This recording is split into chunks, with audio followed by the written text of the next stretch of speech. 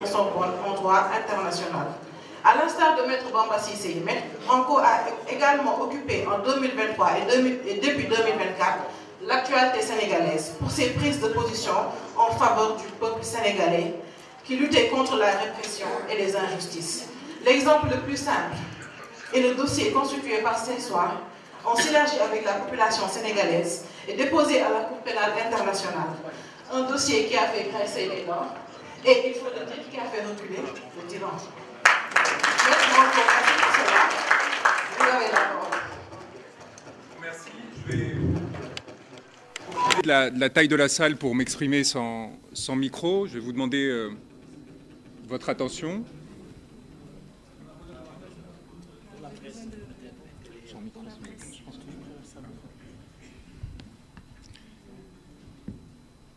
Je voudrais remercier toutes les personnes qui sont ici présentes, qui ont joué un rôle très important dans la lutte que nous avons menée cette dernière année en ce qui me concerne et ces dernières années en ce qui les concerne. Je reviendrai sur leur rôle spécifique à chacun au fur et à mesure de la conférence. Je voudrais peut-être commencer par vous dire que je ne viens pas à vous apaiser comme je l'espérais, car nous avons eu droit, il y a quelques heures à peine, à l'expression la plus directe et spectaculaire de la subsistance de l'ennemi. Une subsistance bravage, pitoyable, crépusculaire, une subsistance néanmoins. L'être qui, un an durant, a privé les étudiants de la plus prestigieuse université du continent, sur instruction politique, de leur accès à leur campus, a pu décider aujourd'hui encore de l'interdiction de cette conférence et de cette prise de parole.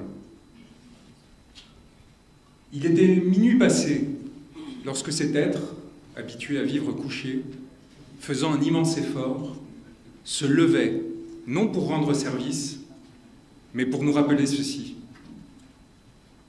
qu'il n'avait non seulement pas encore été évacué dans les litières de l'histoire, mais qu'il détenait, jouissait et se montrait décidé à faire usage du pouvoir d'interdire, censurer, éteindre la parole et le savoir.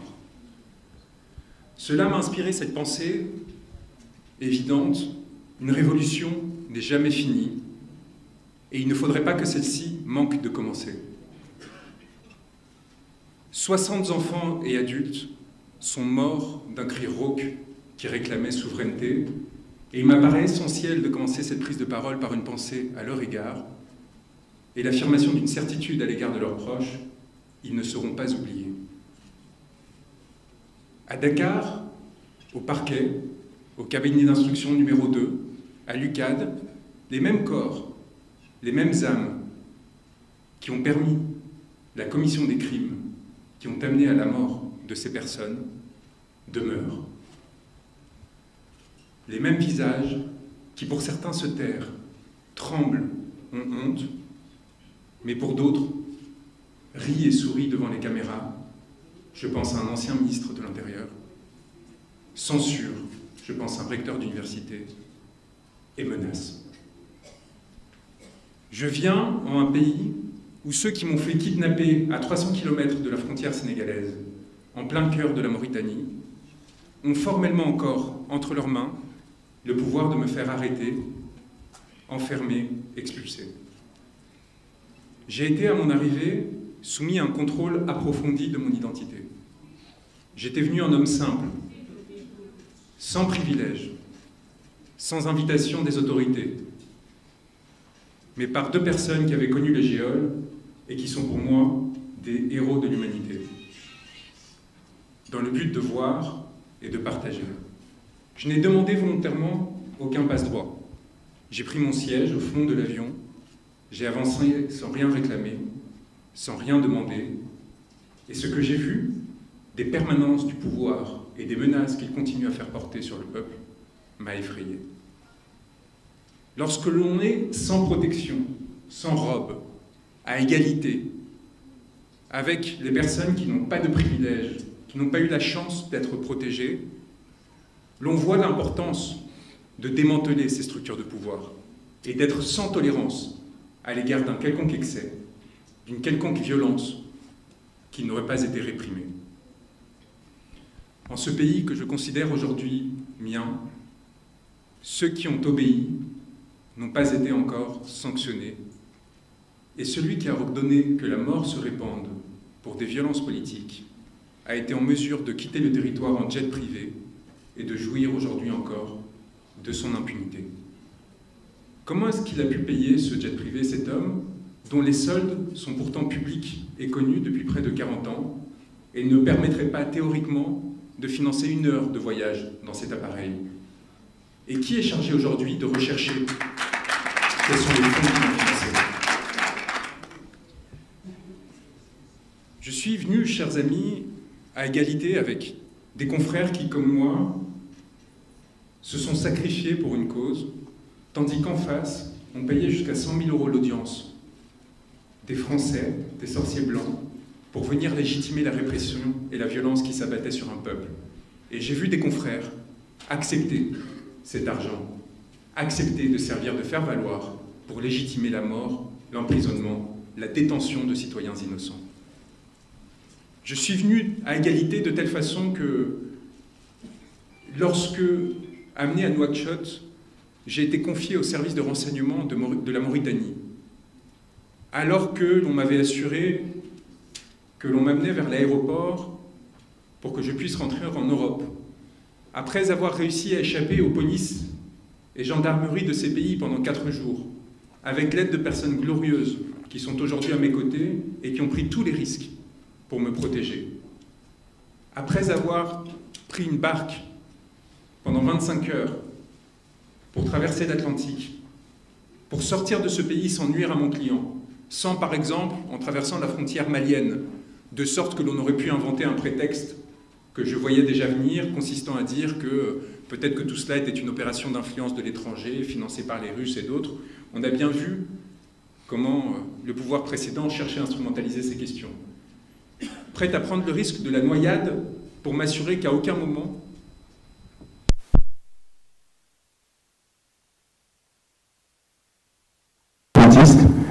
lorsque réussissant cette démarche, après être rentré, comme me l'a rappelé mon confrère Bamba Cissé, légalement sur le territoire, sans faire l'objet d'aucune mesure qui ne me l'interdisait, et avoir participé à ses côtés, à celui de mon confrère Cheikh Khoureyshiba, qui, comme l'a rappelé Bamba, est celui qui a permis ma rencontre avec le peuple sénégalais. Après avoir donc dénoncé le procureur de la République, qui est encore aujourd'hui en poste, après lui avoir dit « Nous n'aurons pas peur, nous n'avons pas peur », nous avions réussi théoriquement à rompre cet encerclement et à avoir envoyé le signal dont le pays à ce moment avait besoin et dont mon client avait besoin. Car il est évident que si je suis venu au Sénégal à ce moment-là, alors que le procureur, justement, avait annoncé l'existence d'un mandat d'arrêt international, c'était d'une part parce que M. Sonko m'avait désigné lors de son placement en garde à vue pour une histoire funeste de téléphone portable qui s'était transformé en accusation de terrorisme. Rappelons-nous quand même du ridicule dans lequel ces autorités politiques avaient sombré. Et c'était évidemment par devoir, par le devoir que la robe m'imposait, c'est-à-dire de ne pas le laisser seul, alors que rien ne le justifiait. Et quand donc, séquestré par ces services de renseignement, qui m'ont mis une cagoule,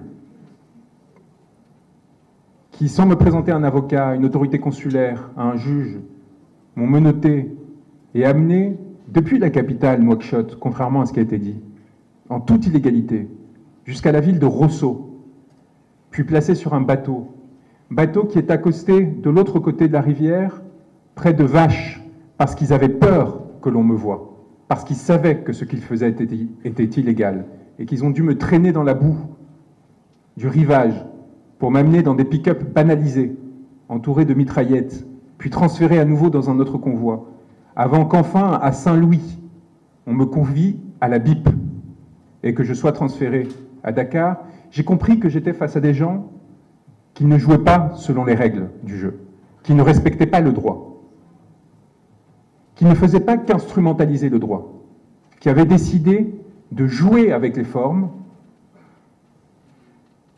de mentir, puisqu'il dirait qu'il m'avait arrêté en traversant la frontière. Je peux vous dire, car les pêcheurs avec qui j'étais sont dans cette salle, et c'est, je pense, la chose la plus émouvante qui puisse m'arriver aujourd'hui. J'aimerais les saluer. Ces pêcheurs m'ont vu au moment où nous avons traversé la frontière maritime, où ils m'ont pu m'indiquer que nous n'étions plus dans des eaux territoriales sénégalaises. Le sourire qui m'a pris et la petite pensée que j'ai eue pour Antoine Félix Diome à ce moment-là, je peux vous dire que je ne l'oublierai jamais. Et nous avons continué pendant 8 heures. J'aimerais qu'il se lève.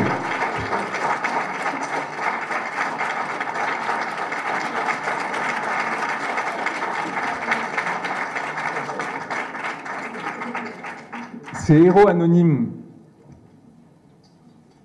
que le maire de Sangolkam, Alpha Bokarso, a trouvés, qui ont eu le courage, et ils me l'ont avoué qu'à la fin, sachant parfaitement qui j'étais, de prendre ce risque, de partir pendant la nuit, longeant les côtes sénégalaises, passant à côté de l'île de Gorée, puis remontant jusqu'au fin fond de la Mauritanie, et ne s'arrêtant que parce que, après un échange de regards un peu inquiet, voyant que l'eau commençait à monter dans la barque, on s'est dit, bon, il y a une sorte de belle construction bleue là dans le désert, peut-être qu'il est temps que l'on s'arrête à 100 km de Nouakchott, mais qui était prêt à continuer, et qui serait allé jusqu'au bout et qui aurait pris tous les risques nécessaires pour...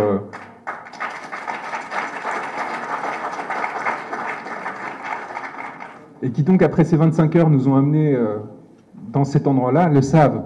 On était très loin de cette frontière maritime. Et la question qui se pose, c'est pourquoi est-ce qu'ils ont cherché à mentir? Pourquoi est-ce qu'ils ont tenté de mentir?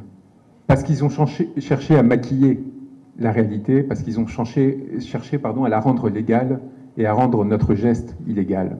Et donc, à partir de là, à tirer du droit une légitimité, non seulement pour me faire enfermer, mais une légitimité politique qui leur permette de perdurer. Or, ce qu'ils avaient fait, et c'est ce qui permettrait ma libération quelques jours plus tard, à savoir arrêter un avocat parce qu'il avait défendu son client, était inconcevable et inacceptable.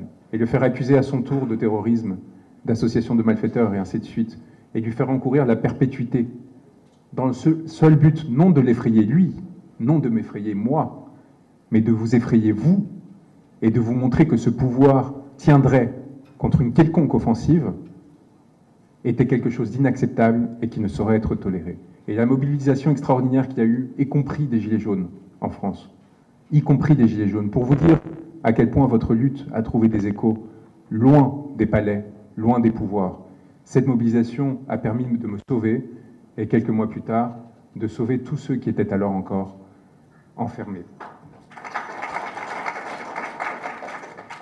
Lorsque je suis rentré à Rebeuss, j'ai décidé de le faire pieds nus, comme cela a été raconté, pour une raison très simple. Je considérais que j'étais face à des violeurs, des gens qui ne méritaient nul respect et qui n'avaient aucun droit sur moi. Et donc j'ai refusé d'avoir aucun lien à leur égard. De la même façon que cesser de boire et de manger pendant ces 3 jours s'imposait, le fait de ne pas leur parler, si ce n'est pour dire cette phrase qui a été rappelée, « Seule la lutte libère », n'était pas un choix, c'était une obligation, une évidence. Et quand je me suis retrouvé dans cette cellule, sur ce lit que Jamil Sané prendrait à ma sortie, dans un chassé-croisé extraordinaire, alors qu'il m'avait accueilli à Dakar, après qu'on se soit croisé dans la cave, souriant de se retrouver au même moment sans pouvoir se parler, évidemment, pour ne pas mettre en difficulté ceux qui nous avaient aidés. Après avoir réussi à sortir de toutes ces opérations de déstabilisation grâce au courage, j'allais dire à l'inconscience d'Alpha Bokarso, qui pendant ces 4 jours m'a protégé avec les siens, avec Ndianlo, avec le lutteur Dolé qui est là, Izine Dolé.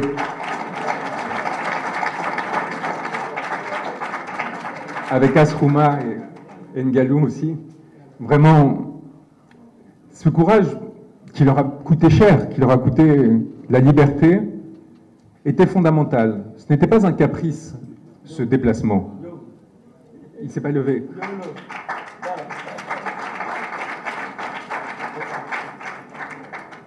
Ce n'était pas un caprice parce que, évidemment, ce que l'on cherchait à faire, c'était rompre, ce qu'on a toujours cherché à faire, c'était rompre l'impression d'impunité et de toute puissance qui habitait alors ce pouvoir. On avait déjà réussi quelques semaines avant, collectivement, à faire reculer le président de la République, Macky Sall, mais qui du coup n'était pas prêt pour une autre défaite. Il pensait, en renonçant à ce troisième mandat, en début juillet, d'avoir fait ce qu'il avait à faire et qu'à partir de là, il avait la liberté de faire ce qu'il voulait faire, y compris donc arrêter Ousmane Sonko. Et il nous appartenait de lui montrer que les premières limites qui avaient été fixées, à travers notamment notre communication au bureau du procureur de la Cour pénale internationale concernant la commission de crimes contre l'humanité au Sénégal, qui, rappelez-le, avait été rendue publique le jour d'une visite de Macky Sall à Paris, qui était censée consacrer la normalité de ses comportements, consacrer l'utilisation de tirs à balles réelles contre la population, consacrer son inscription dans l'ordre international. Cette communication, évidemment, avait permis d'empêcher cette normalisation et l'avait isolée et mis de côté avec un impact extraordinaire auquel il ne s'attendait absolument pas. Il appartient aujourd'hui au Sénégal de décider quelle sera la voie qu'il souhaitera suivre en ce qui concerne cette question fondamentale de l'impunité et de la justice rendue aux 60 martyrs, aux milliers de blessés et d'emprisonnés qui auraient pu autrement voir leur sacrifice demeurer en vain. Il y a plusieurs options. Celle de la réparation, qui a été annoncée par le président de la République, m'apparaît minimale, nécessaire, mais minimale. Il apparaît essentiel de procéder, comme l'a annoncé le Premier ministre lors de cette journée